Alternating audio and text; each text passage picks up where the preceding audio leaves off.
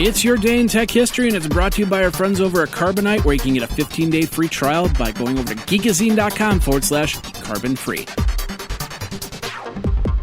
Hey everybody, Jeffrey Powers here, and I welcome you to the Day in Tech History at dayintechhistory.com. It's part of the Tech Podcast Network. You can subscribe via iTunes, Zune, or Stitcher Internet Radio. Our Twitter is Day in Tech Hist, and all show notes are on the wiki page if you want to follow along. Now let's find out what happened on this day, your day in tech history.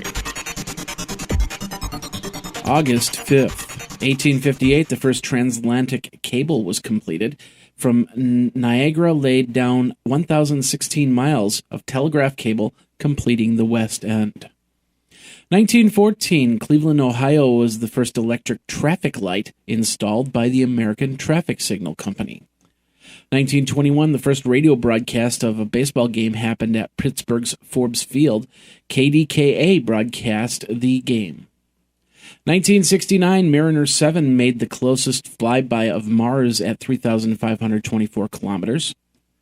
1991, Dell Computer announced it would make a line of personal computers for retail sale via Staples Store in the U.S. Also in 1991, Hewlett-Packard introduced the HP DeskWriter C300 DPI color printer for $1,095. 1996, Intel released the 150 MHz mobile Pentium processor designed for use in portable computers. Price was $341.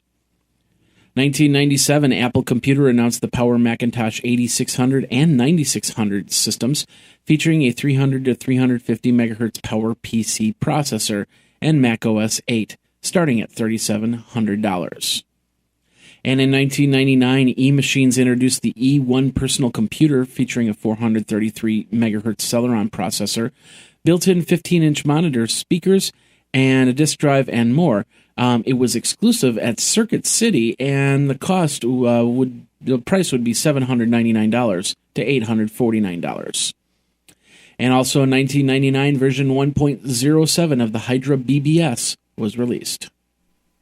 If you're a small or medium business that doesn't have any type of backup to their computer off-site, well, you need to start, because you never know. Fire, flood, theft, all these things can turn your business from a great success to a great failure. And we don't want that.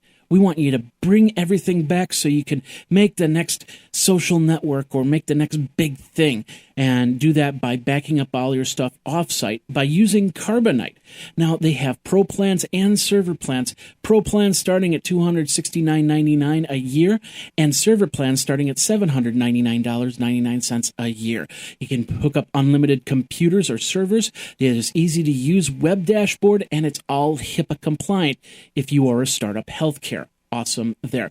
Check it all out. Go over to geekazine.com/carbonite, geekazine.com/carbonite, and back up now, back up often, back up all the time using Carbonite. Now let's get back into your day in tech history. 2001, the popular eDonkey file sharing network index site that would be known as Share Reactor goes online at gowenna.da.ru by Gowenna.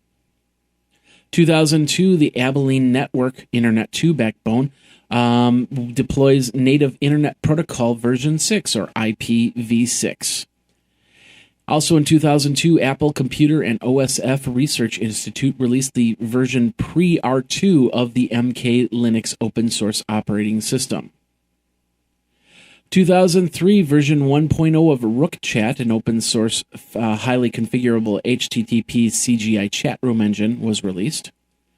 2004, Disney announced that the Disney Dream Desk PC computer with a 2.6 gigahertz processor and Windows XP would be released. The price would start at $599, with a monitor at $299.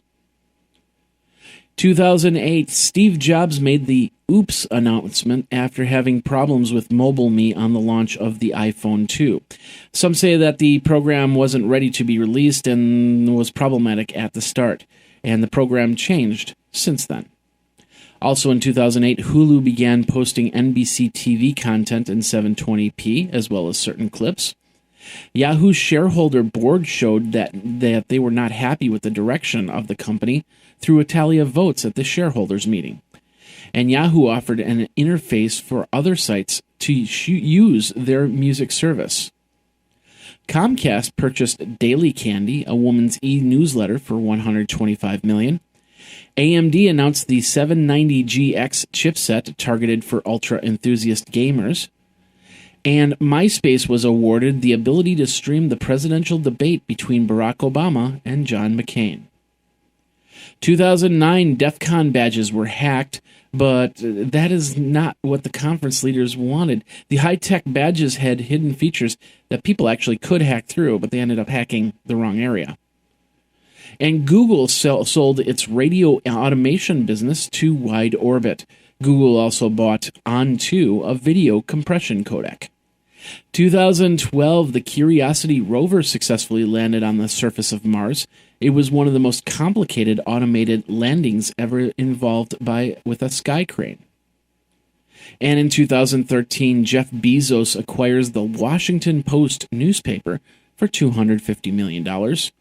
And the first bovine stem cell lab grown burger was eaten in London, England. And that's your Day in Tech History. My name is Jeffrey Powers, www.dayintechhistory.com. All the show notes are over at wikizine.com, Geekazine's wiki. And of course, you can like the Facebook page and follow Twitter at Day in Tech Hist. Until tomorrow, take care. Day in Tech History is copyright 2014 JMP Enterprise and Geekazine.com.